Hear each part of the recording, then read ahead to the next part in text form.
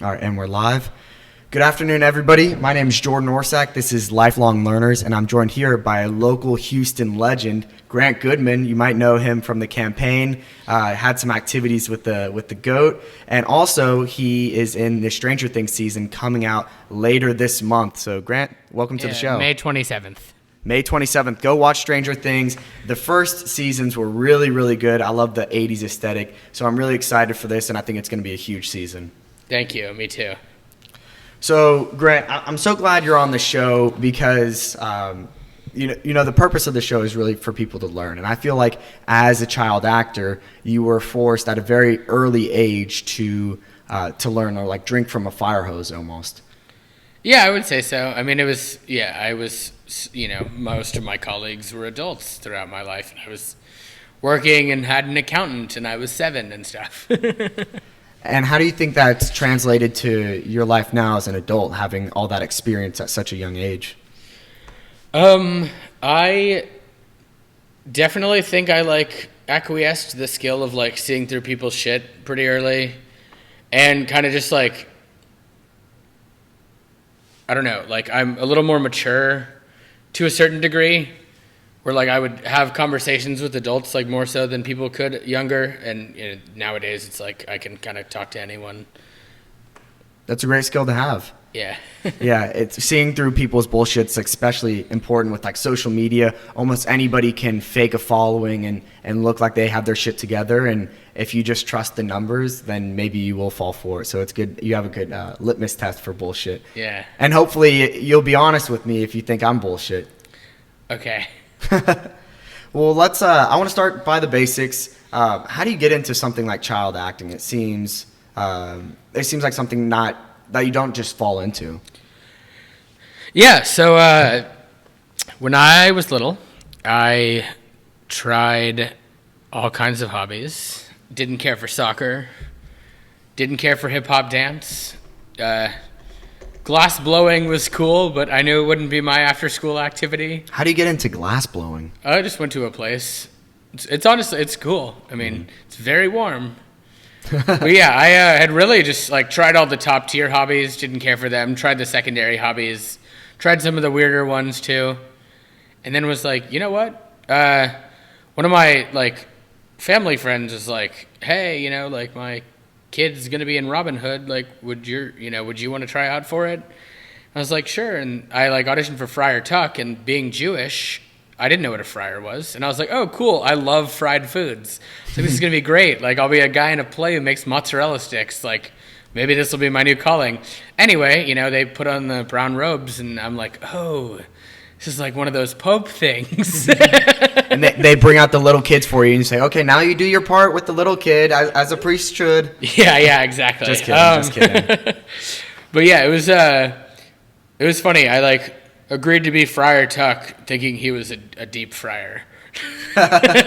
And when they give you the Bible, you're I'm terribly mistaken now. Yeah, I was oh, okay, well, I'm already here. I was I'm already committed.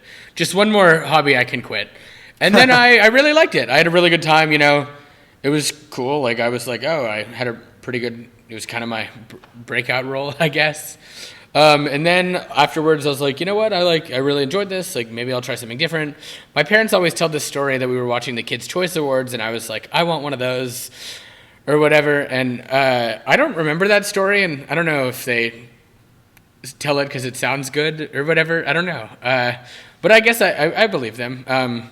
You'd think I'd remember my epiphany of wanting to do what I do, but anyway, I wound up trying to I was Googling acting agents in Houston, and then I would call them, and they had they'd take little meetings, and you'd go meet them, and then they were oh, you need some more on-camera experiences. I've always compared theater and screen acting to rugby and football. You need a lot of the same skills and whatever, and as little as I know about football and rugby, you need, kind of similar skills, but there's also things you need to focus on less and other things you need to focus on more. So I took on-camera classes at this place kind of right behind Rice Village for a while, and then I went to this other place off of TC Jester, and, it was kind of my after-school thing, as I would go, and there'd all be with these other kids, and we'd read scenes in front of a camera, and we'd have, real scripts, and it was like less, fewer monologues and more, actual excerpts from television and movie shows, TV shows and movies. So then I went back to these agents I'd interviewed with. They took me on as a client. I wound up reading for The Blind Side. It was my first or second audition. I got a call back for that. I read for Ted, which was the one I really wanted. It was my first heartbreak, you could say. What role were you going to play in Ted? Robert, the kid who cuts his ear off. I was really excited about that one. And then I wound up auditioning for this commercial. It was for a Mississippi electricity company. Oh yeah, it was I watched this earlier yesterday. Shout out to Logan Stallero, another acting child legend. I saw both y'all in this. Yeah. So it was funny. They were shot in Austin, and it was a Mississippi electricity company. And I went up for the day. I drove to Austin for the audition, drove back for the callback, and drove back to film. So it was almost not worth it, spending 27 hours in a car for my first day of work. But it was pretty cool. And then I did that, and then I booked this movie called Super with Rainn Wilson, directed by James Gunn, and it was a low-budget movie at the time. I like James Gunn. He did the Suicide Squad. Yeah, he's that, Guardians of the Galaxy, all kinds of other Peacemaker. Yeah, this was his second or third movie, I think, and it was. And Rainn Wilson, he was in The Office. Yeah, right? Dwight. Yeah, so I played Rainn Wilson as a child in flashbacks where he was getting abused as a child, and he's peed on, and he gets beaten up by his dad for watching porn reading Playboys. Were you peed on in the movie? No, it was pretty cool. Well, maybe. What do they use? What's fake pee like? Okay, so what they do is they take, even though we were filming it in Shreveport in the middle of April, they take bomber jackets, and you have hospital gloves that they fill with the yellow water that the pisser, I guess, will interlock your fingers with, and you'll put your hands in your pocket because it's cold, and then you squeeze it, and then it'll come out. And I don't know, they get fake dicks somewhere. I mean, I'd hate to be on whatever watch list where you Google fake children's penis or whatever.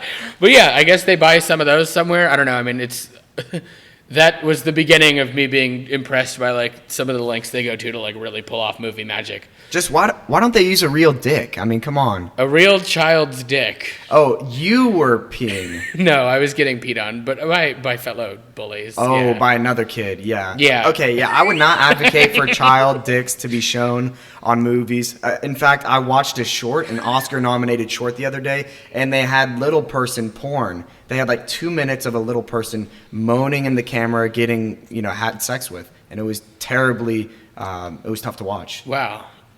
I didn't know the sequel to Cuties was coming out so soon.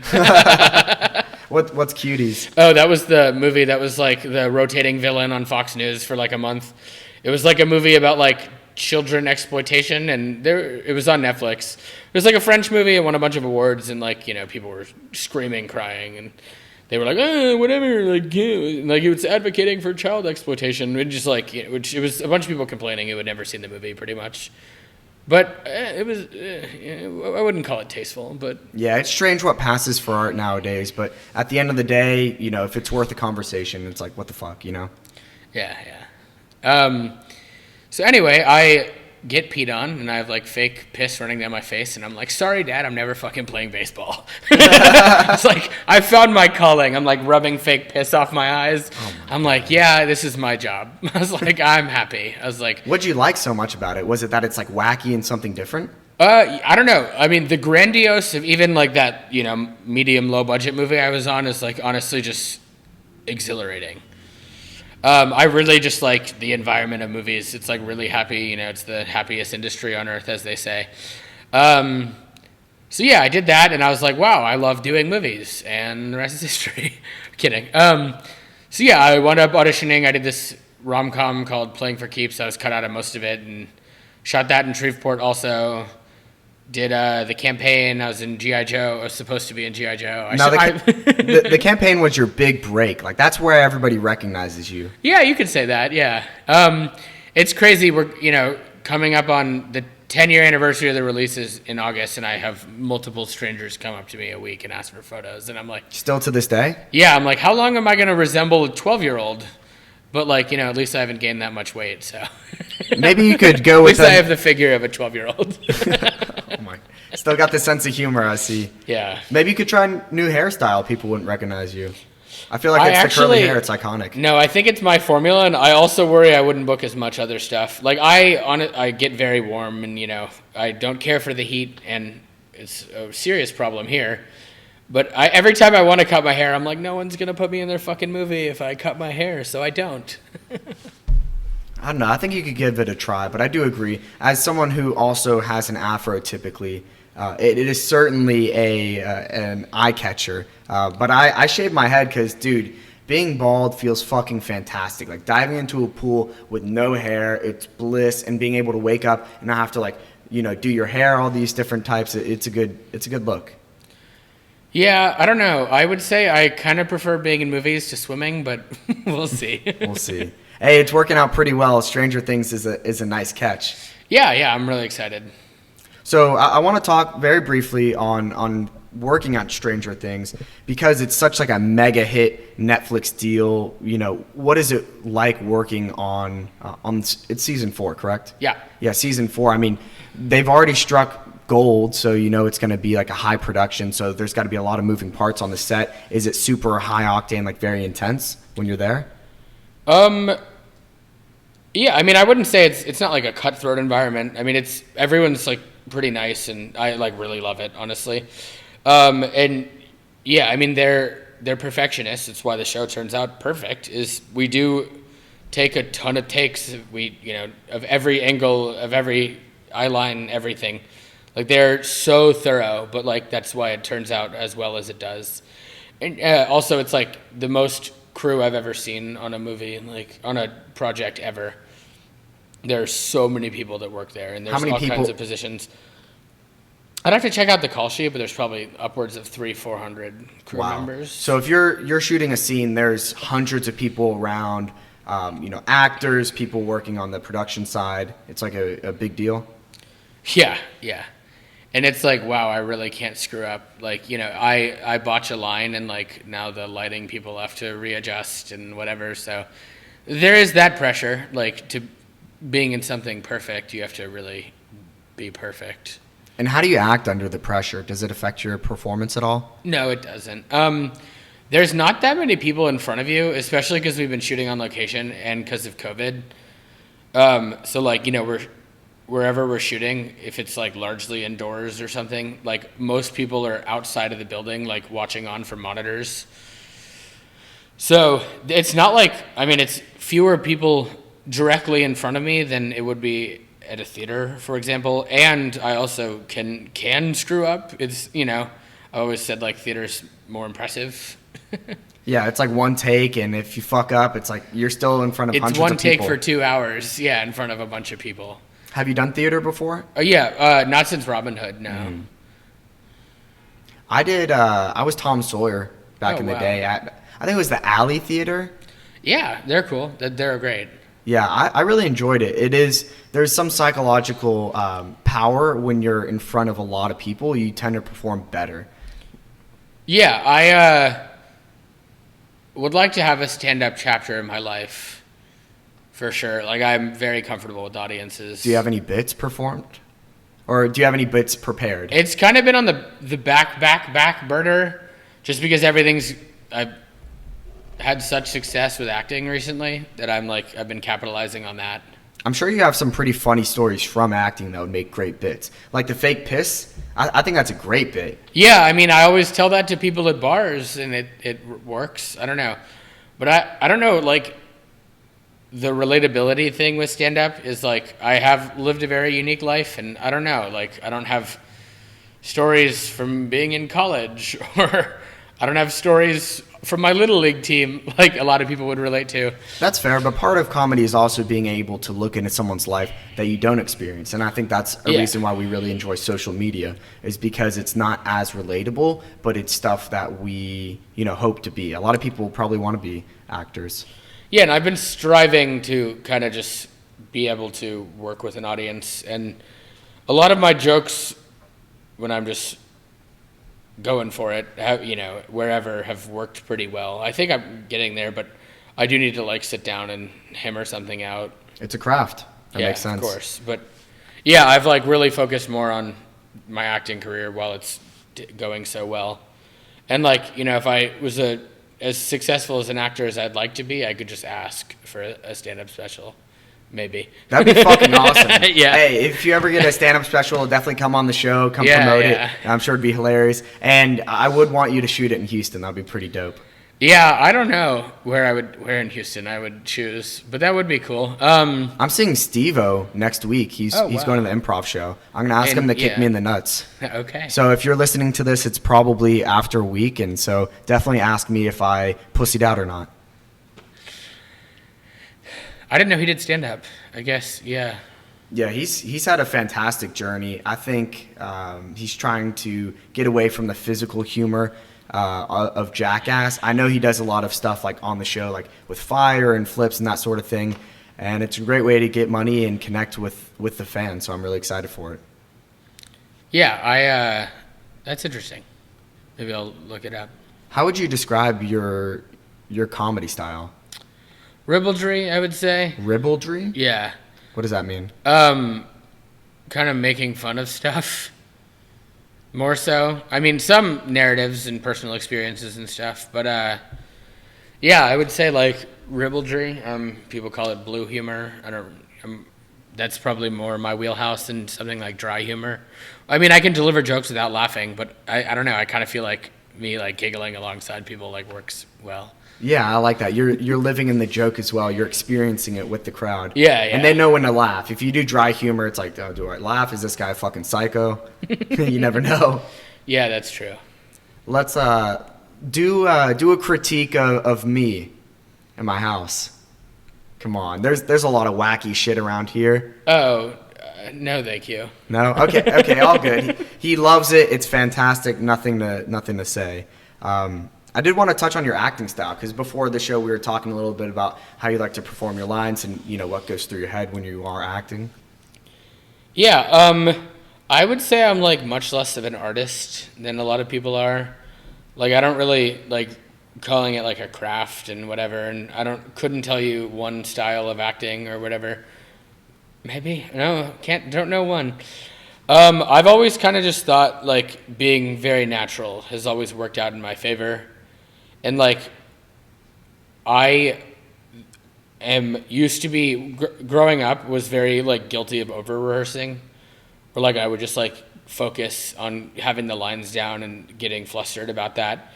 And now it's like much less of the case. It's like more human if you don't have the lines down and you're like thinking, and people hesitate and go and well and whatever while they're talking, and like that honestly comes across as like pretty natural. So that's always been my case, is like if I focus a lot more on becoming the character and less on learning the lines, my auditions turn out pretty strong. But sometimes I'm also guilty of under-preparing and like having to like glance down at the script all the time. But I would say like that's like the two parts of my job I don't care for, along with every other actor, is learning lines and auditioning. But I would say like on set I'm pretty confident and can immerse myself into a character just like without really thinking about it. I'm like fortunate to have that ability. You let the natural acting juices flow through you, and you actually act the part rather than like doing the lines. Yeah, it's like weird. One of the things like I guess I like try to explain to people how I do it is I have to like think about how I move my face a lot, like to like react what to do stuff. you mean? Like to react to stuff, you have to like think about what muscles you're moving or whatever. Because if like something's not actually funny, or if I'm not actually perplexed, like you really have to like strategize about like each eyebrow and cheek and whatever, and like be able to think about stuff like that. And like that's kind of unnatural. And like a lot of people, like a lot of working actors aren't like the best at reactions and stuff. Like that's always like a lot of people could deliver lines, but not everyone can like do reactions well. Henry Cavill, I'm gonna shout you out. You were good in The Witcher, but that's just because I haven't seen it. Okay, he's basically just deadpan, the same as like Superman, like no emotion. It does play well for some styles, but it certainly seems like an art.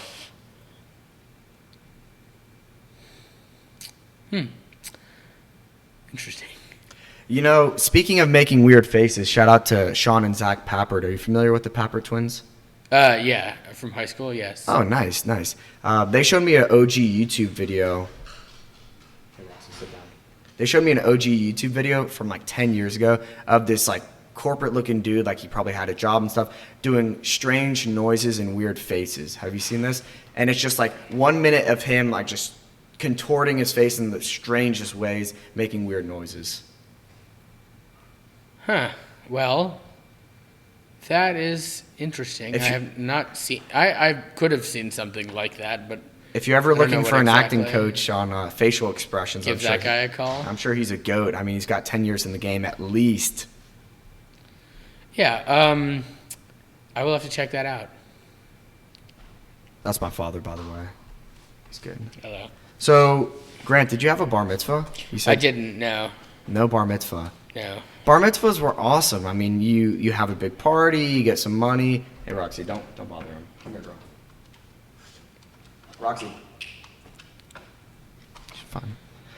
Yeah, why didn't you ever have a bar mitzvah, if you don't mind me asking? Well, I left Hebrew school for work and was gone extensively and didn't care to do it another year. I was kind of asking all the wrong questions. I was kind of disenchanted with religion pretty early on in life. And what about now with religion? It's even less of a role in my life. Would you say you're spiritual at all? No, I would, if anything, say I care more for the culture of being Jewish than I do for any of the Fuck yeah. narratives. Kenny and Ziggy's on a yeah, Sunday. honestly, like I love the food and the traditions and like I definitely care more about honestly the food, and I already said food.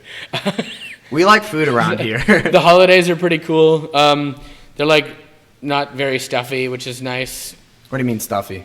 Like some of the other religious holidays, like you don't have to wear pants to every Jewish holiday, which you can't say the same for some of the other religions. And like I am not a fan of pants. Yeah, I agree with you. I remember vivid memories when I was a kid refusing to put on pants to go to Friday services. Yeah, they're awful. Pants are a scam. Yeah. And it's like cool. You don't have to wear pants to Sukkot, to Purim, to honestly a Passover at your house. Yeah, I guess Passover. I would say I probably Yeah, it's wear your shorts house. too. You're making the rules. When I host Passover, I'm like wearing a tank top. People are like dressed to the nines. I'm like, nah, come on, be comfortable. Yeah. Whereas like there's I don't know. Yeah, good. That's cool. I like the tradition of shorts and food. It's a good enough religion for me. I love it. Keep it laid back. I love it. Love it. What's your favorite Jewish holiday then? I really like Hamantashen and I really like Sufganiyot, so it's between those two. Sufganiyot, that is... the jelly donuts. Oh, that's right. So Hanukkah and Purim. We just had Purim. That's right, yeah. Did you have any Hamantashen's? Yeah, I'm like a semi-regular at Three Brothers. Well, like, let's see. South Braeswood is like always faster. So, or often faster than taking North Braeswood. So whenever I go by Three Brothers and there's a train, like, you bet your ass I'm pulling over and you getting already know. challah and Hamantashen. Do you have your picture on the wall yet? No, is that a thing? I don't know, but I feel like it should be. I mean, if you're frequent at Three Brothers, and Three Brothers, that's the spot. If you're in Houston looking to get a challah, it's Friday evening, you're like rushing the sun, like go to Three Brothers. Yeah, I can't stand molars. Like I think those pedophores or whatever, like I think they're so bad. I don't know. And people like are super into them. I don't know why. Like people, they're passionate fans. I think it's the novelty of a tiny cake, kind of like a cupcake, you know. I don't care for pedophores in general, but even the Three Brothers ones are better than the molars ones. And yeah, I don't know. I'm just a big Three Brothers guy. Funny story about pedophores. They're actually the scraps of a cake after you like bake it and you cut off the trimmings, and they turn trimmings into a whole fucking item that you can sell as something new, kind of like chicken wings. Wow. Oh, they just like Repurposed sponged the crumbs up together. Wow. Yeah. Learn something new every day. And what's your favorite Jewish food? I have recently been on a lox kick. There you go. Today even I went and got it lox. Lox for breakfast, lox for lunch, anytime. Yeah, I don't know. There's a lot of choices though, but it could be the jelly donuts. I kind of grew out of matzah, but I used to like pound it with. I can't believe it's not butter. I used to Go through like a box a day. Jesus. I was going to ask, like, who likes matzah at all? But I do have memories of literally lathering that matzah with butter and fucking inhaling it. Like, it's a problem. Yeah, my buddy would also make, like, the toffee matzah. That shit is like, good. With the chocolate and caramel. Yeah. And, yeah, I got to make that sometime soon. It's so good. My mom makes some. If you want, I'll tell her to make an extra batch. I guess it is next month. Yeah. Sure. Is it Passover? Yeah, April, right? I don't know. It's usually around April. I don't know the calendar. Typically, my mom just calls me and is like, hey, Jordan, you want to come over for Passover? But you are right, because I remember I have a cousin coming in town for Passover. Do you have plans for Passover? No. So, honestly, it depends which week it is. I'm traveling a lot. Okay. Well, if you're in Houston and you don't have any plans, we're hosting a party, so feel free to. Okay. Perfect. Yeah. Yeah, Jewish holidays are great because you connect everybody, even if they're not Jewish. Like, my favorite thing is bringing non-Jews to Passover and watching them absolutely flip shit. When, we run them through the sprinkler, we're like, oh, we spread the ocean. They're like, what the fuck? They're like, wait, you eat parsley? I'm like, yeah. Once a year we eat parsley, and it's really good with the salt water, too, like extra salty. Yeah, that was honestly probably the first vegetable I had. Never again. Yeah. Yeah, vegetables are not that great. Vegetables are canceled. Yeah. We used to have these little frogs that you would spring. Like, they would be on the table and you press down on them. Oh, yeah, those are the best. They flip everywhere. And the jelly, the different flavored orange slices. Yeah. For some reason, they are orange slices that are flavored like other fruits, the gummy ones. Those are pretty good, too. Yeah, the Jews have some wacky holidays. I remember when I went to Passover as a kid, like one of my core memories, the host would like dress up like Moses, like full beard and everything. And in the middle of the meal, they would tell us to get up and we'd run through the sprinklers. And it was really awesome as a kid. I love it because we just fucking go for it. You know what I mean? Yeah, well, recently I've been dressing up like Elijah and not being there. How many times? Sorry, Mom. How many times have you told that joke? That's a good one. No, not many. Not once. I don't know. I was just thinking about that. Dressing up as Elijah. Yeah, so... Wait, Elijah's the Hanukkah one? Or is that the Passover? No, that's Passover. Oh, right. Okay, right. For those who don't know, during Passover, which is the Jews' exodus out of Egypt, we leave a cup of wine out for Elijah to come, and we like open the door because the spirit of Elijah is going to come. But obviously, he never materializes. It's just a spirit, so Grant doesn't show up. Yeah. All good. That's enough of Jewish talk. I do want to discuss being a child actor. I'm sure that had a lot of like impacts on your childhood. I mean, you couldn't do things that normal kids could do. You were busy. Well, yeah, I wasn't there for 7th grade, which was cool. So my Texas history is limited. Yeah, I was gonna say I didn't take Texas history. You don't know David Bowie? Wait, the singer? No, I think David Bowie is the guy with the trapper hat. Dave Bowie. Wait. Bowie. David Bowie is the singer who died, right? Yeah, but maybe it's pronunciation. Okay. Fuck, I mean, he's putting me on the spot with my Texas history. Come on. Yeah, I mean, I vaguely remember Paul Bunyan. Wait, but that might have been, was that a real person? I don't even know. We're asking a lot of questions. I was in Louisiana working for 7th grade on the campaign, which was pretty cool. So, like, I never really got all of those references about the whatever happened then. I don't know.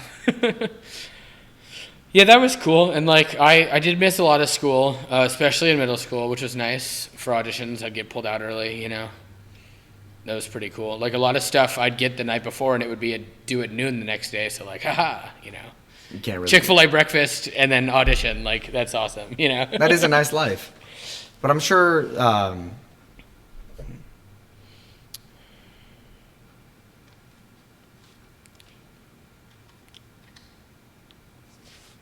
Was it tough to maintain relationships throughout school if you're in and out so often? No. Well, I don't know. I don't keep in touch with many of my friends since middle school anyway. But yeah, I don't know.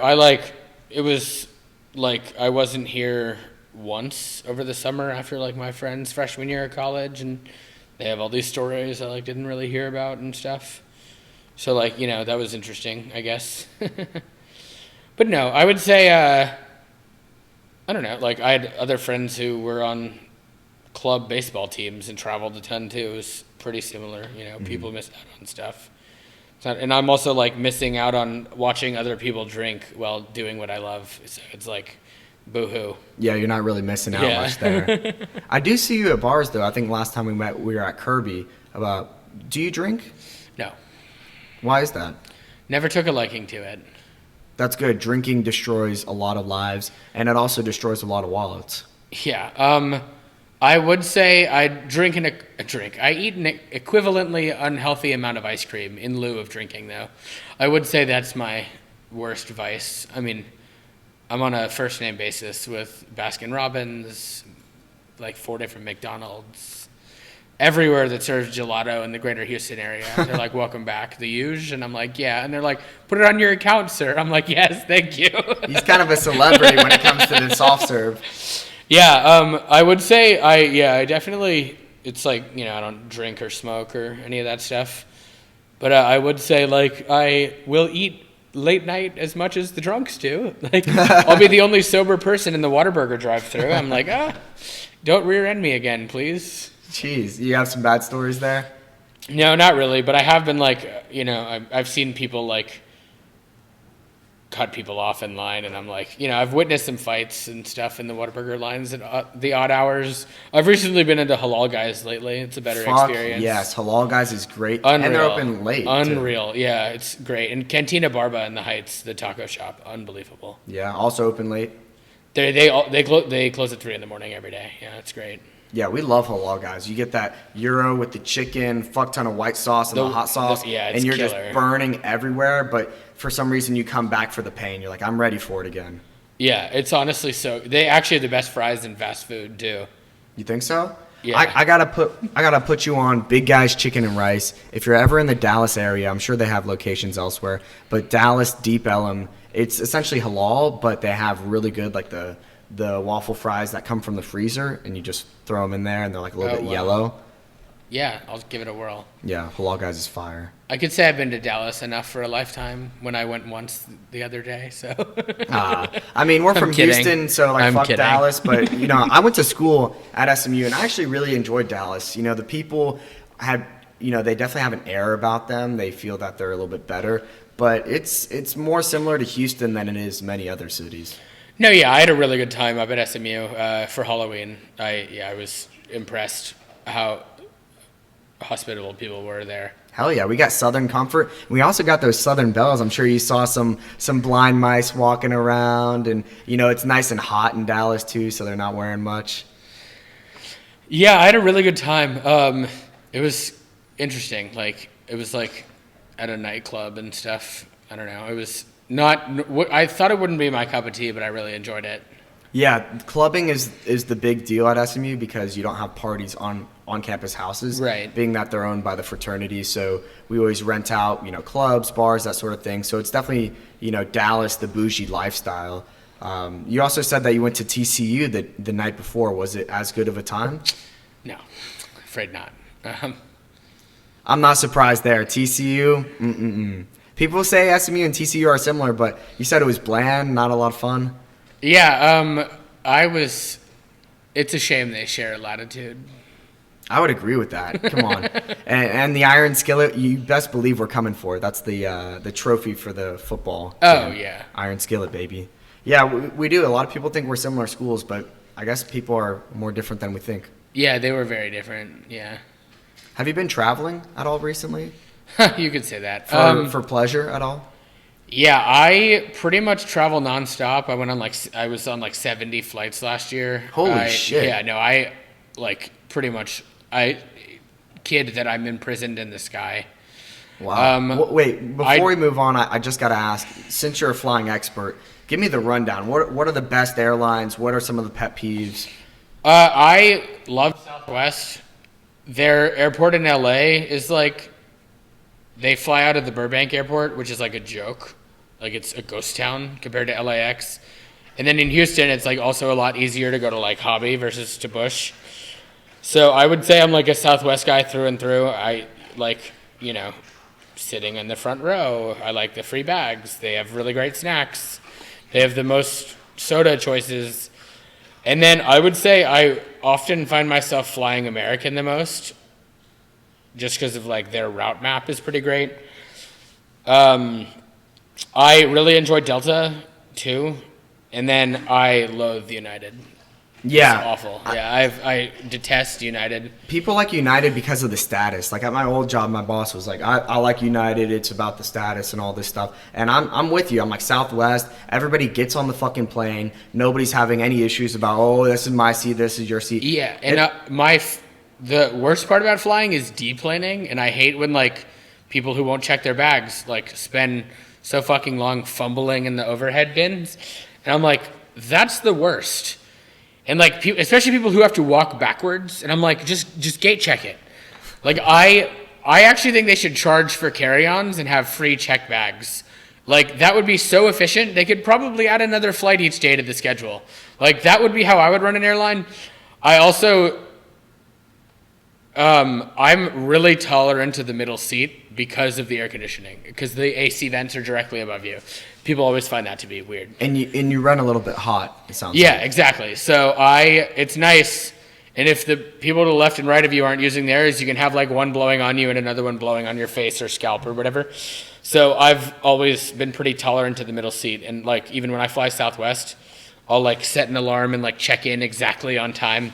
Like I'll hammer that button at 24 hours on the dot. And like, so usually I get to like sit somewhere further up, and like sometimes I'll do front row, middle seat, maximum air conditioning, unlimited leg room, first one off the plane.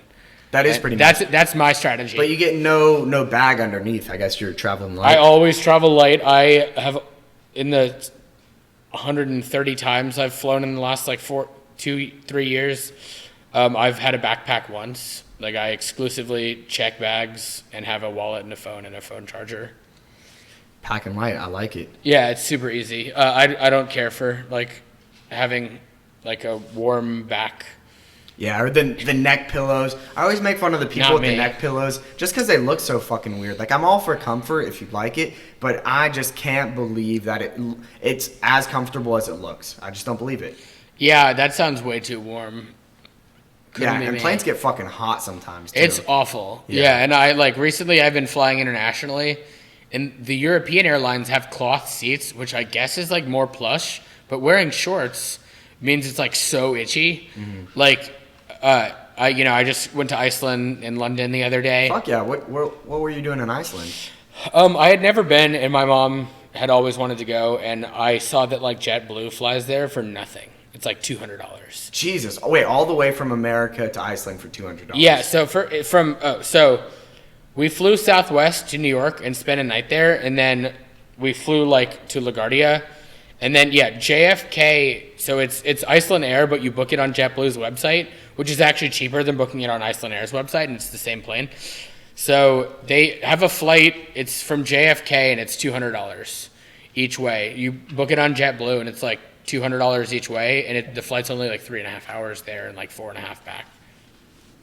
Wow. How was Iceland? I know they have... It's honestly incredible. They have geothermal wells there. They have the geysers. It was like if Yellowstone was like a whole country. It was so cool. The food was unbelievable. There were certainly some weird things I like couldn't bring myself to try, like beluga whale sashimi or horse tartare.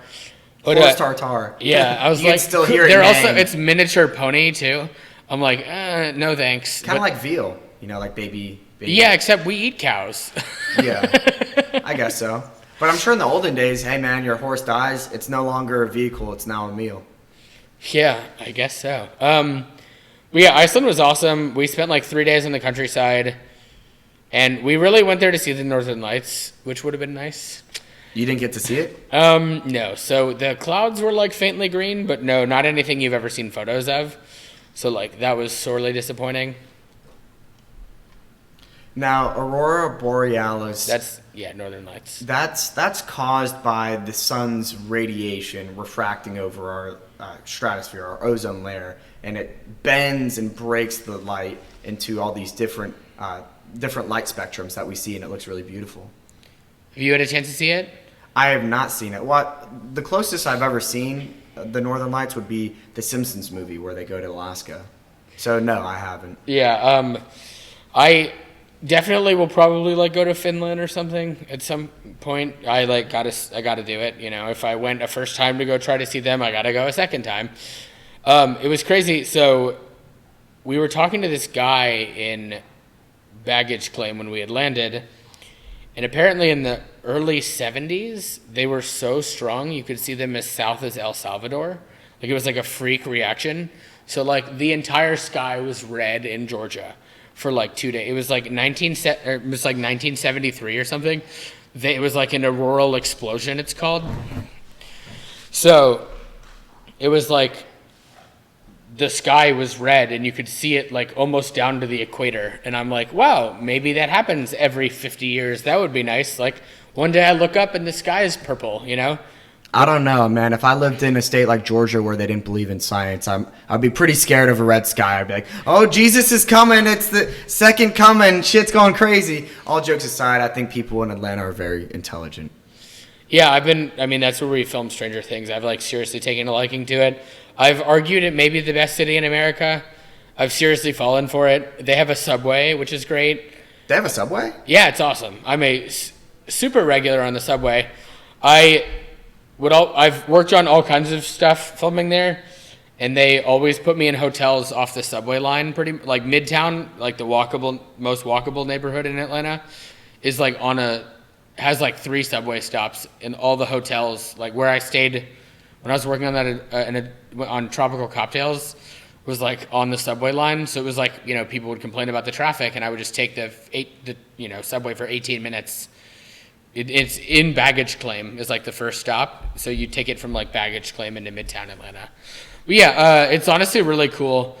It get like Buckhead is like kind of whatever, which is like where you'll meet people from, especially at SMU. That's like the SMU neighborhood in Atlanta. Okay, swanky place. It's the Highland Park of Atlanta.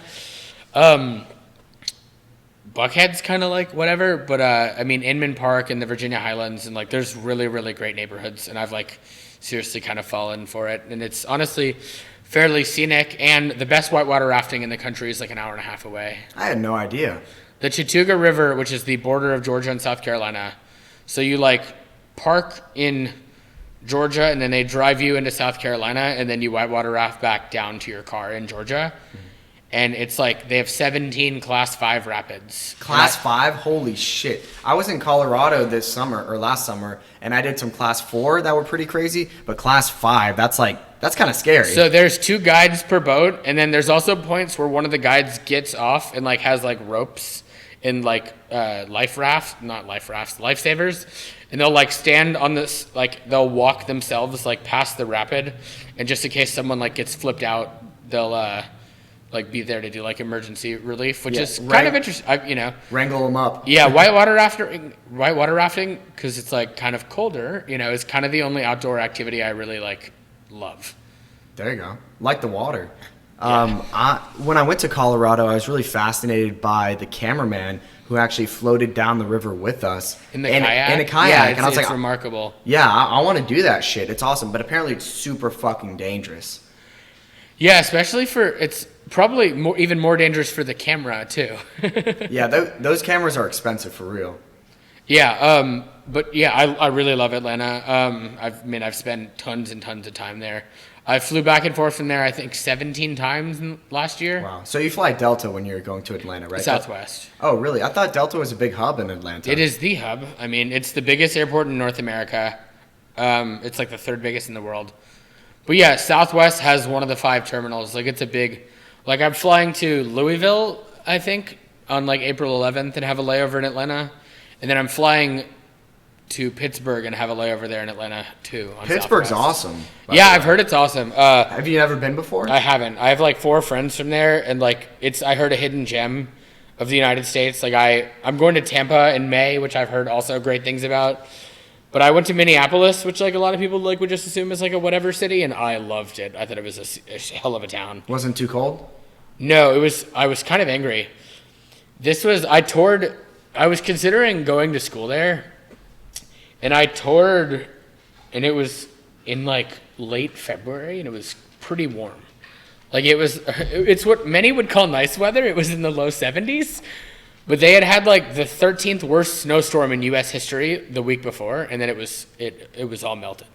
So everyone was outdoors and like loving it, and I was like, ugh, like snow where? Like, I came here for one reason. Come on, cold. That makes yeah, sense. but I mean, what a town! I had really, really good food. There's like all kind German, Polish, Dutch, like a lot of like the most gourmet countries in Europe have huge expat communities in Minneapolis. I had no idea. Yeah, Minneapolis, it's not really on the coast at all. I mean, it's by the Great Lakes, but it's strange that it would be a major import city for these for the foreigners. But brotherly love, man, people love it.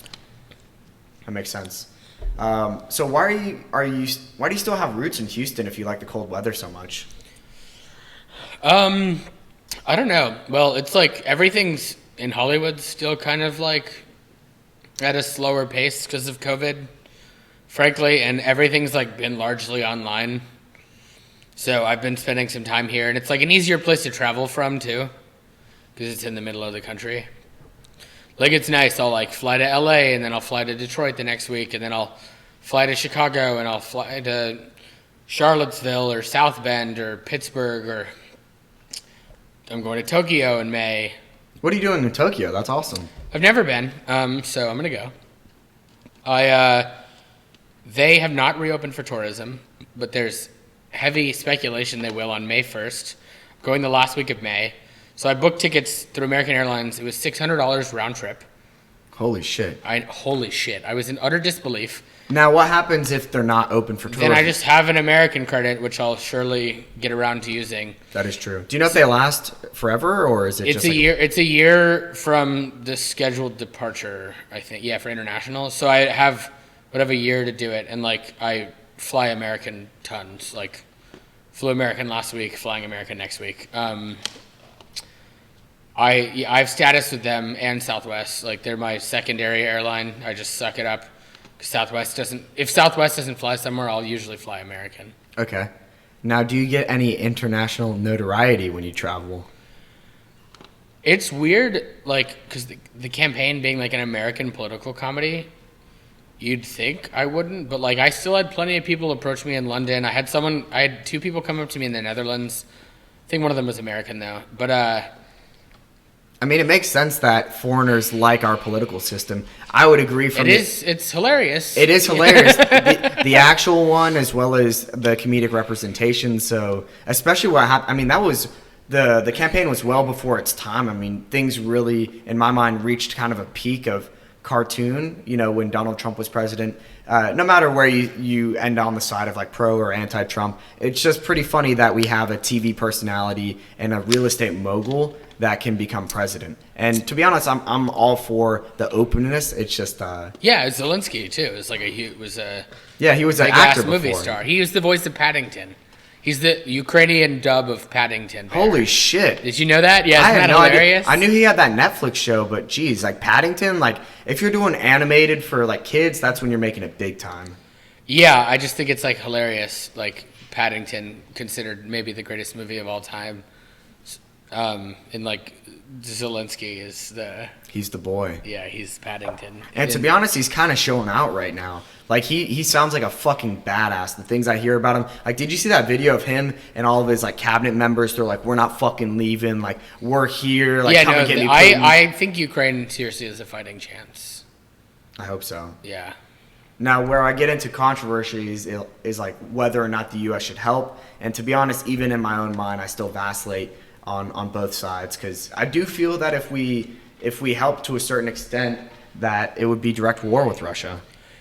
Yeah, and I mean, we should help, but we should not get in another war. I mean, the U.S. hasn't won a war in like 100 years. Yeah, isn't it kind of sad? My dad was 80 years. Like we lost Iraq, we lost in Afghanistan, we lost the Vietnam War, we lost the Gulf War. We won the Gulf War. Okay. I'll say that. My dad was telling me, he's like, man, I like watching this war in Ukraine and like Afghanistan, what was happening. Like, there's really no like action shots. Whereas he watched the Gulf War on TV, and it's like you see fucking helicopters going everywhere and people just going crazy. Like, you actually see the war on TV. and he's like, we really don't see that today. Yeah, I don't know. It sounds like a huge ass waste of money. Like, War in general. yeah, I don't know. Like, we totally could have had free healthcare if we didn't have the Iraq and Afghanistan wars. So that makes me kind of like resent all the useless shit we've done.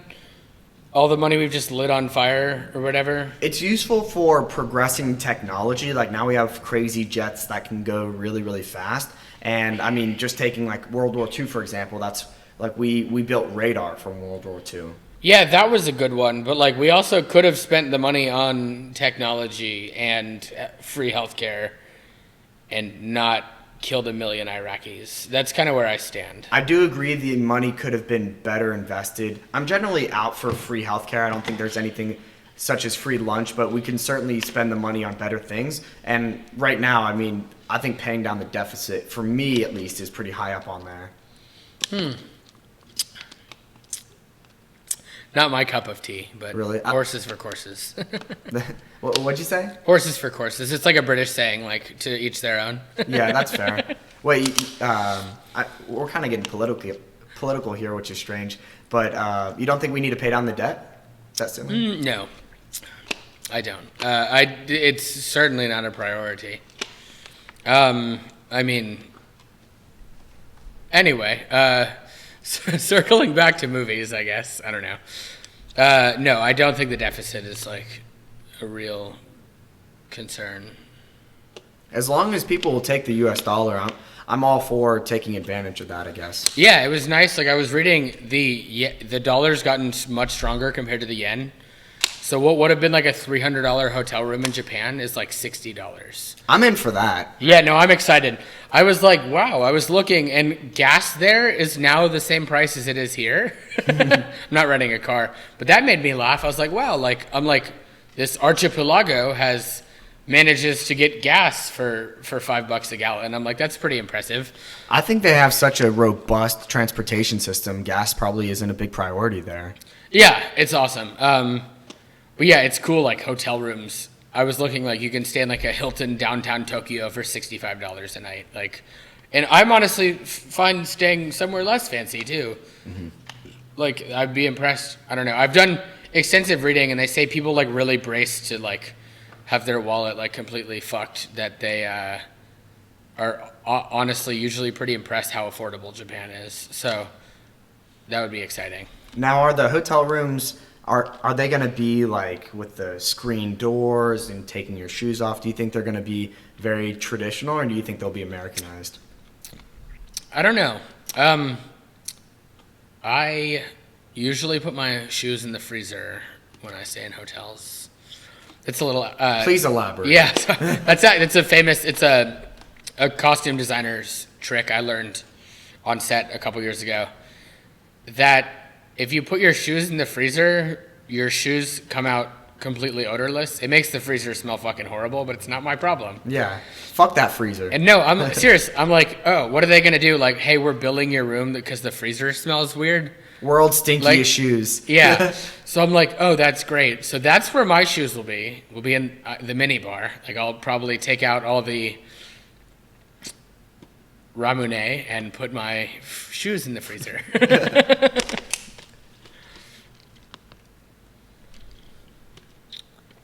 What does it feel like when you put on your frozen shoes? They crunch nicely. It honestly feels great. And then because there's not tons of water in them. It's not like they like melt or whatever. Okay. But they're not. They like don't retain cracking. moisture. No, like it's honestly magic. Like I can't recommend it enough. And I've been thinking like about buying a shoe freezer. That would be baller as fuck. Yeah, buy like a shitty like meat freezer that people have for hunting. Like I don't need anything like fancier with like shelves and just like. I got that freezer for college. It's a freezer. It's not a fridge. Well, it's fridge, but it's got a freezer space as well. So yeah, no, I've been thinking about buying like a hunting freezer, like the smallest one, and like just keeping all my shoes in there so they always like smell amazing and feel amazing and stuff. I'm glad you told me about the shoe freezer thing because if that's one of the best thing. There you go. I did the goal of the podcast. That's actually one of the greatest things I've ever learned. Fuck is yes. Freezing your shoes. I did the podcast. Yeah. All right, guys, that's a wrap. All right, we'll just close it on now. No, that's awesome. I never would have known That's a really cool acting trick. And then, most people don't learn how to fake cry. There are eye drops that they like kind of sting your eyes, like it's like a delayed sting, which is how people fake cry. Like you kind of have to like blink to get them going a bunch.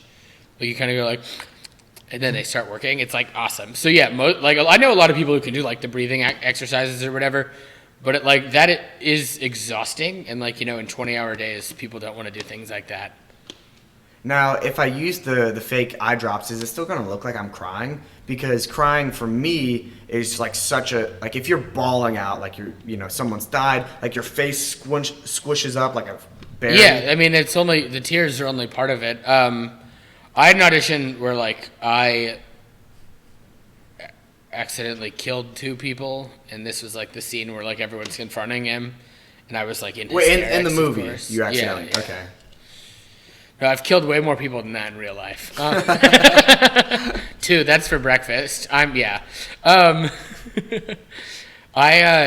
was like, that was the scene. I was like, oh, I didn't mean to, whatever. And I was like, I watched it and I was like, holy fuck, I'm good at this. I was like, this is scary. Let's fucking go. Yeah, it was honestly incredible. Like I was like bunched up in the corner, and like the woman who was like helping me record the audition like put the legs all the way down on the tripods. She was like standing up, and I was like, she put the camera like to me. It was honestly incredible. Getting right in there. They're fools. Like, this is They're fucking fools gold. if they don't give me that job. Yeah. Well, hopefully you do get it. I don't. This one was whatever. Have you ever thought about doing amateur movies? Like YouTube is such a great platform to like put shit out there. Like it sounds like you really have your head on straight about this is what I'm good at, this is my style, this is what I like. And I heard that you just finished a script. You're writing a screenplay. I don't care for YouTube. For me, it's kind of a yellow brick road. Is like you won't see people who are Vine stars doing Academy Award winning movies. And like I know it's ridiculous that I'm thinking that far ahead, but like I like to have a consistently respectable career, so I've stayed the hell away from YouTube and TikTok and all that other stuff. And then I did write a screenplay, and I've been also working on getting that made. Can you tell us what it's about, or what are some of the themes? Yes, it's like a fucked up comedy, I guess. It's about these kids who run a fake charity, and shit hits the fan, of course. They're like kind of like schemy, I guess. Yeah, fake charity sounds pretty schemy. Yeah, people. I mean, it's similar to. It's like a similar kind of movie to Accepted, if you've ever seen that, or Sex Drive. Yeah. I know Accepted. That's a old school banger. Like when they make the fake college and everybody's at the school like. So yeah, like these kids are running a fake charity, and they have a fake charity gala and whatever, and that the movie is more about like the scheme than about the gala, I guess. It's about like these kids that like sweet talk a bunch of parents. They go to like a stuffy prep school and whatever, and they like are raising all this money and blowing it all on. They rent a lion and shit. Stupid shit. Yeah, they rent a lion. That's pretty cool. I hope we can afford to have a lion in the fucking movie. I think lions are like $20,000 a day to rent. $20,000 a day? Jeez. With the trainer, yeah. Wait, to have a tame lion, yeah. What about tigers? Because I heard Texas has like the most amount They already of tigers. did that in The Hangover, so. So you got to get a lion. I need a fucking lion, yeah. Get this man a fucking lion for the screenplay. Yeah, if anyone listening to this is a lion guy or knows a lion guy, give me a call. There you go. Hey man, I'm sure they're probably liquidating that gay Tiger King's estate. Yeah, that'd be funny if I went to the government foreclosure auction and that'd be fucking bought great. it from the FBI. There you go. And then you're like, well, fuck, I only need it for one day. What do I do with the lion? Next thing you know, he's in your backyard. Or you're walking him around the streets of Bel Air. Hey, Karen, how are you? Check out my lion. Don't freak out. That'd be hilarious. So I want to pitch you one of my screenplays that I had a thought of. So me and my dad live in a fairly nice neighborhood to where we get these little pamphlets like about once a week of like, hey, come out to our financial talk. We'll show you about all of our like mutual funds, that type of shit, and you get a free steak dinner. So we always sign up, and it's nice to listen, give some dissent, make them sweat when they're up there. Hey, actually, that's not how this works, because we're both financial minds. And we went to one recently where it was. Is the food any good, or is it at like Long John Silver's? No, That's the fish place. dude, the food is fucking great. Like I'm talking like Perry Steakhouse, like B&B Butchers, like Wow. really nice. Yeah, that's the only reason we go. Rainbow Lodge, and so we go to Wow. these. Most of the time, it's like financial stuff. Yeah, I think you have to live in like a nice neighborhood, or there's a lot of old people here. It's the right demographic, and so we went to one that was death planning. Not fun to go to, but they talk about, hey, we're gonna make this, this coffin arrangement for you. You'll buy your plot of land. Everything will be taken care of. The last thing you want is for your kids to be dealing with this shit at the end. And they're all wearing nice suits, very nice. It reminded me almost of like financial planners. Like I don't know if you've ever been approached by a financial planner, but they're always super well dressed, and they have degrees from like regular schools and stuff, but they're like great salespeople.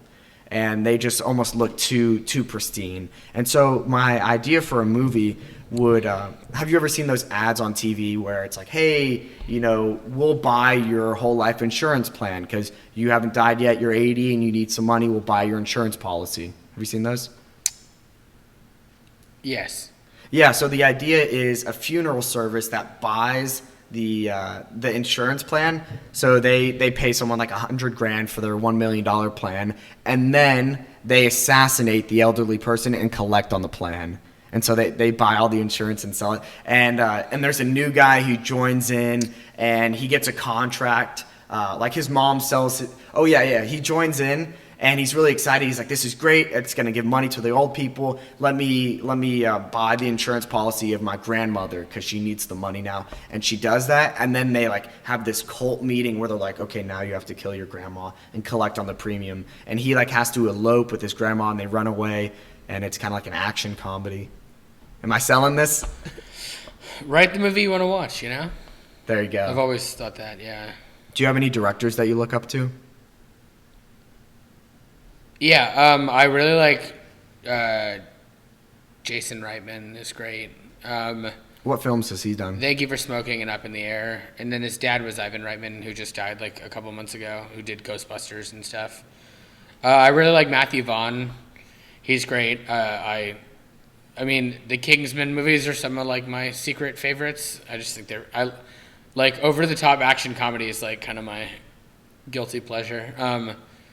And then I love Edgar Wright. Like Baby Driver's amazing, and he's just like done so many great movies. Yeah, it's kind of interesting. A lot of these younger directors are really killing it lately. And then this guy Cooper Raiff, who's like 2 years older than me. He did this movie called Shithouse, and he like made it himself, and the critics like came in their pants for it. What is it about? It's just about a house party. I don't know how to describe it. But yeah, then now he's like doing a movie that's supposedly going to be the winner of Sundance. And it's with Leslie Mann and Dakota Johnson. Like it is seriously like his second movie, and he got like a multi-million-dollar budget, and it's like a wide Sundance release. Yeah, and it's just cool, like people have been complaining about how everything's kind of formulaic, and this is like, here's someone my age who kind of just like did it himself and is now just nailing it, like, and is also making stuff that's like inventive. I love that. People going for it, not being afraid to take risks. That's a topic that like, for example, I don't really care for horror movies, but like Jordan Peele, every time a Get Out works, maybe someone says, hey, let's try innovating in this space next. Like, things like that. Like, every time a gamble pays off, people want to gamble. Mm-hmm. I agree with that. When people see Elon Musk doing crazy shit like Starlink, they're like, holy shit, maybe my crazy idea might work. And people tend to believe and dream a little bit more. Yeah, it's, like, nice when people succeed making movies that like aren't very formulaic and are innovative and stuff. Then that just kind of gives some credence to innovation, I guess.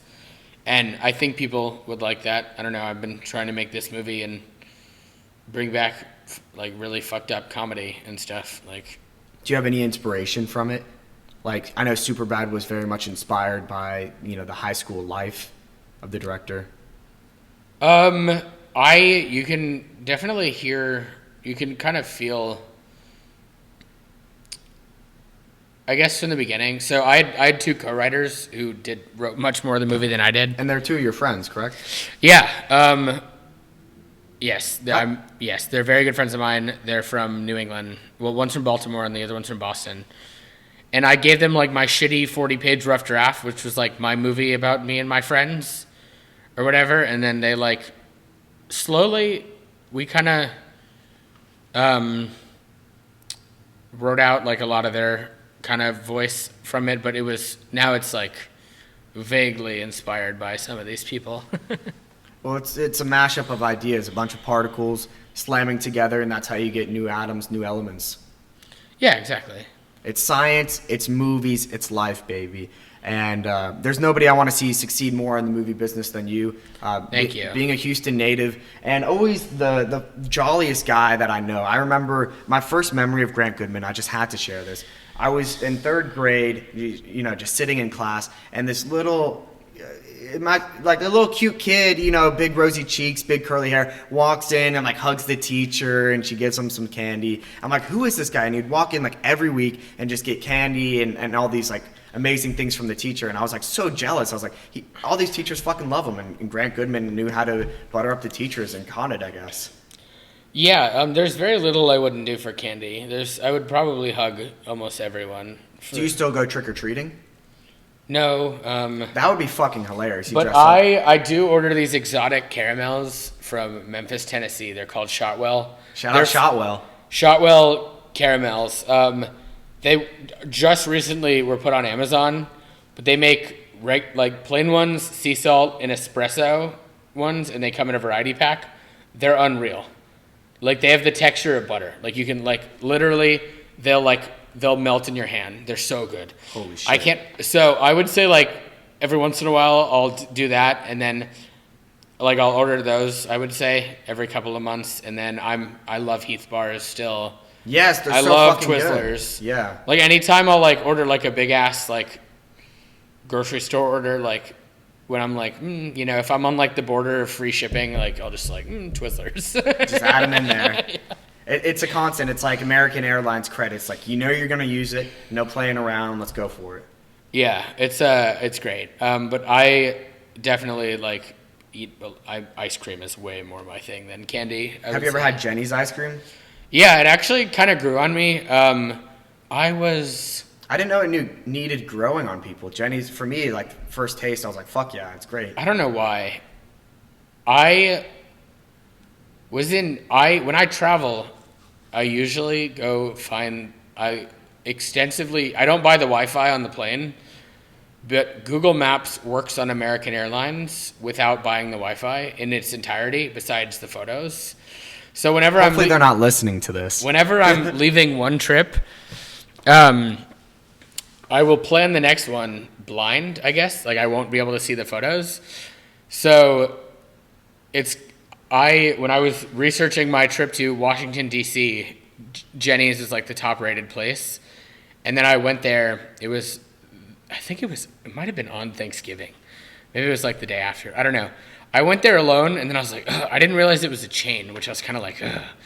Like I usually try to like go like find like the local like taste, like when people come here, I'll take them to Amy's or Fat Cat or somewhere in Chinatown. Mm-hmm. Or, when I take people to get ice cream in LA, like I'll take them to Wanderlust, which is like so awesome. These guys like travel all over the world and then like take like local recipes and they'll make them into ice cream flavors. Oh wow. It's so cool. What are some of the cool flavors they have? Their like most famous one is they do mango sticky rice ice cream. Woo! Yeah, it's awesome. Holy shit, that sounds And good. then I don't know how to say the word, but there's some Spanish candy that's like a cinnamon chocolate something. Horchata. No, it starts with a G. It's like Guadalajara, Guadalajara. I don't know. Okay. Anyway, it's unbelievable. That one's great. And then they have a purple yam ice cream, which works like super great. It's like a Filipino recipe, I think. Mm-hmm. But yeah, like ice cream's like a serious part of my life, I would say. Like, some people are like barbecue guys, and I do like barbecuing, but I'm like an ice cream guy. Like, I got you. Everybody's got their shtick. Yeah, so I I went to Jenny's in DC and was like, oh, I wish I went somewhere local. Like, it was like good. And then I went again in Nashville because I couldn't find anywhere local. And I had hot chicken for 11 meals straight. And I was like, you know what? Holy shit, I was like, dude. I need something to relieve my stomach. Let me get ice cream. Anyway. Oh my God. That's why I'm not welcome back on United anymore. Jesus, fucking, when they talk about blowing up a plain bathroom, you know what I mean? It's not what you're thinking. Yeah, exactly. That's why you don't want to sit next to those spots. You never know who's going to be coming through the aisles, especially on the out flight from Nashville. You know everybody's just tearing up their insides in the worst ways. It was awesome. Like, I was there, I did like a very long weekend there, and I wrote down 11 hot chicken places and went to all of them and had it for every meal. That's fun. It's impressive. It was. What makes a good hot chicken sandwich, or what makes the best? I mean, having 11, you're no rookie here. So my favorite Nashville hot chicken place, and my favorite restaurant in the world, funny enough, is in Chinatown, Los Angeles. It's called Howlin' Ray's. The line's about 3 hours. HOWLIN'_RAY_S, like howling. It's so awesome. I'm obsessed with it. I never stop thinking about it. And they like say you only complain about the line the first time because it's like that good. Or afterwards you're like, yep, I'm in. So the line's horrendous, and like they had to, like, I think the city made them hire security guards. Like they have ropes and stuff, and it like winds all the way around. Holy shit. Through like out the back of the shopping center and then like around the corner. It's like insane. Why don't they just open up more locations? They do have another location that's like only for DoorDash, but they don't have the bone-in chicken, which is like my favorite stuff. Like they have like a tenders and fries only. And this is what Dave's Hot Chicken ripped off. I'm sure you've been there. They opened like 6 here, and like because Drake gave them a bunch of money. And it's like a shame. Dave's opened because the line at Howlin' Ray's was so bad.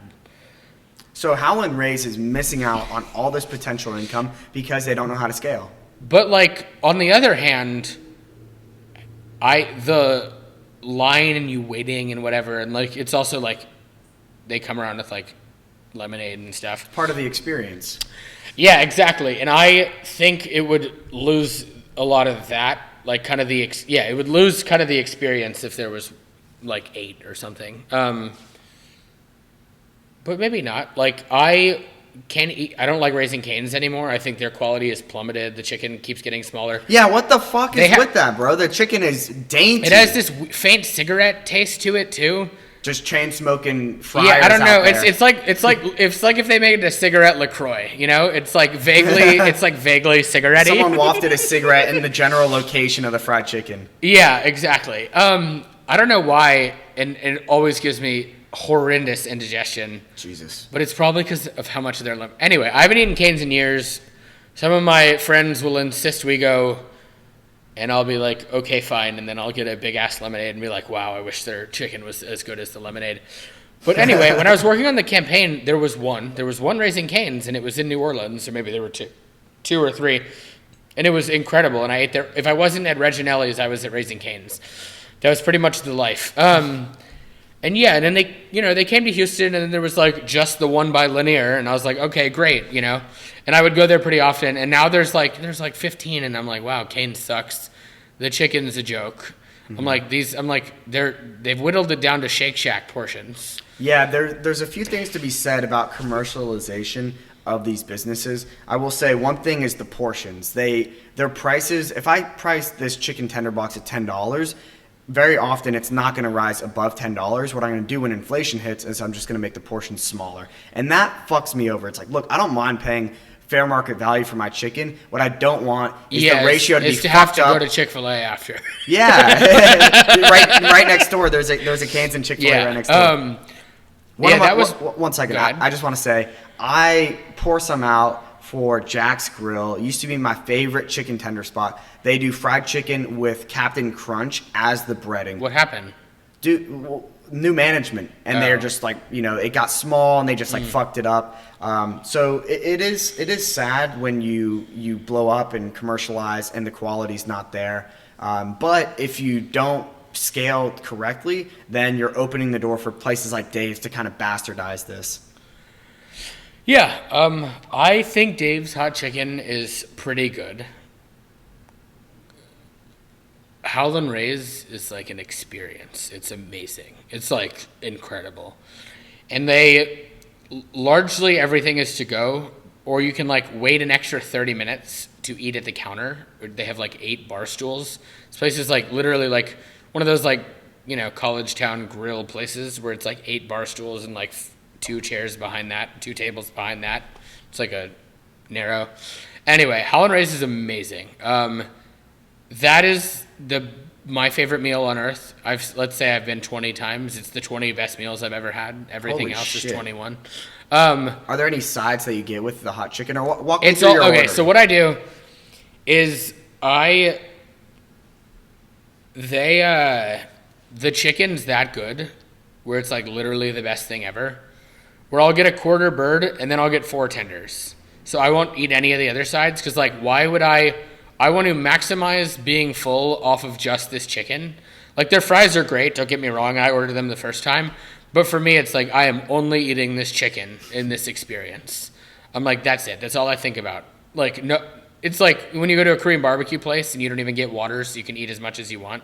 So you like win. Do you ever feel like, have you ever done all you can eat Korean barbecue? Yeah. No, and you have to like win. You're like, oh, I ate 17 rounds of chicken. Like I win. They lost money on me. Like that's how I feel at Howlin' Ray's. Like I will like not get water. And like sometimes I'll also order 3 entrees worth of food to go.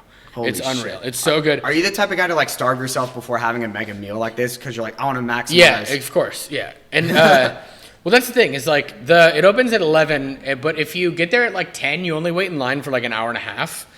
And then you're like, and who doesn't you love order fried at chicken 11:30 and then you eat at noon. But if you get there at noon, which was my first time there was the only time I ever did that. I got there at like 12:30 and I waited in line until 4:15 and then I was in rush hour traffic from downtown LA. So, and again, don't get me wrong, I was like, wow, that was the best food I've ever had. I was like, holy shit, I can't wait to come back here.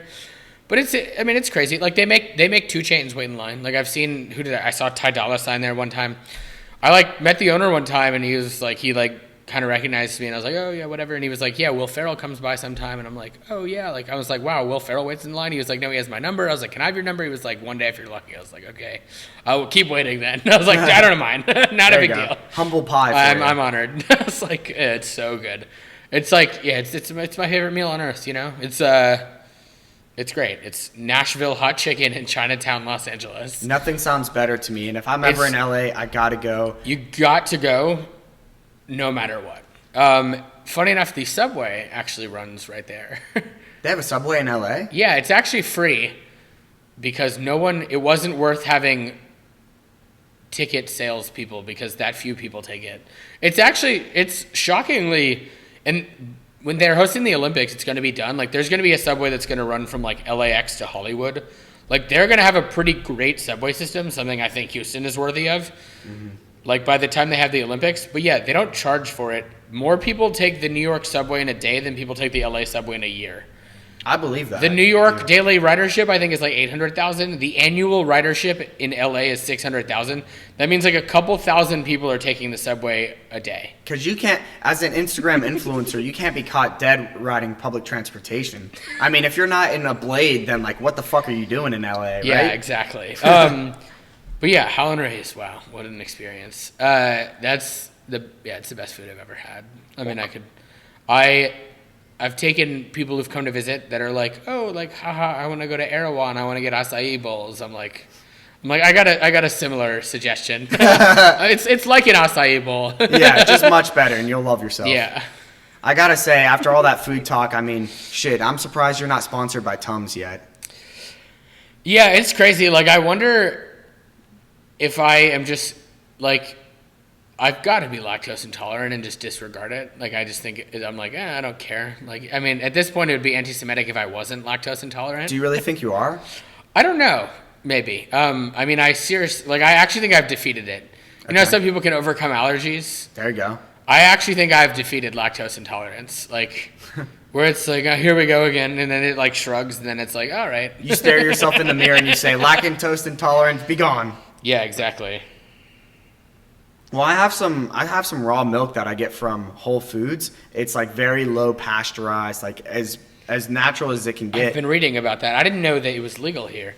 It's good? It's not like the super raw milk. Like, it's very low pasteurized. First of all, whole milk is fucking delicious. This shit is like cream. Obviously, So fucking good. They make a chocolate one? You can make chocolate. I have chocolate syrup. I'll make it right now for you, bro. It's I don't do made chocolate milk. It's really. I'm a purist. Like, no, if it's really good. We'll do it. I'll try it. I'll try it white, but I don't know. I don't really care for chocolate syrup milk. I'm gonna put them on real quick, but I agree. Like, when it's made the other way, it is typically better. But with this milk, it's like it's fucking good. And the quick story is, I had someone try it that's lactose intolerant, no issues. Really, less pasteurization makes them. Wow. Yeah, pasteurization like kills all the shit. So maybe there's lactose or lactase in there that gets killed off or something. Weird. I don't know. Yeah, I'll try it. That is strange. So I know raw milk's been like trendy and it's been like a hotbed lately because like it's dangerous for kids or something. I don't know.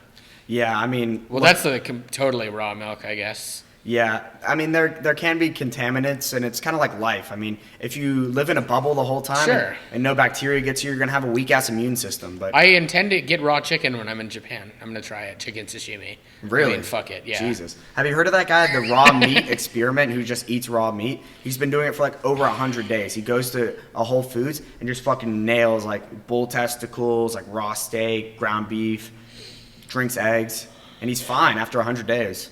Yeah, I don't know. I mean, I'm really into oysters, and like, I've read about oyster paralysis, and I'm like, that would suck one day if I'm like, I'm just wake up one day and all I can do is open my eyes for like 4 hours. Like, I'm just screaming in my own head, but like, fuck, oysters are amazing. Yeah, and I mean, if they had chicken paralysis from Howlin' Ray's, I believe you'd still be in line. Would you not? 1 second. No worries.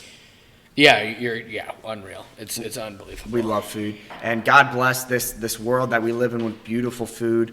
A place where we're able to connect with local legends, and I just got to say that I'm getting this vision right now of your movie being shown at the Chinese theater, and then afterwards you partying your ass off like Bong Joon-ho at Howlin' Ray's, just like slamming drinks there. Chicken. If my wedding's not there, it will at least be catering.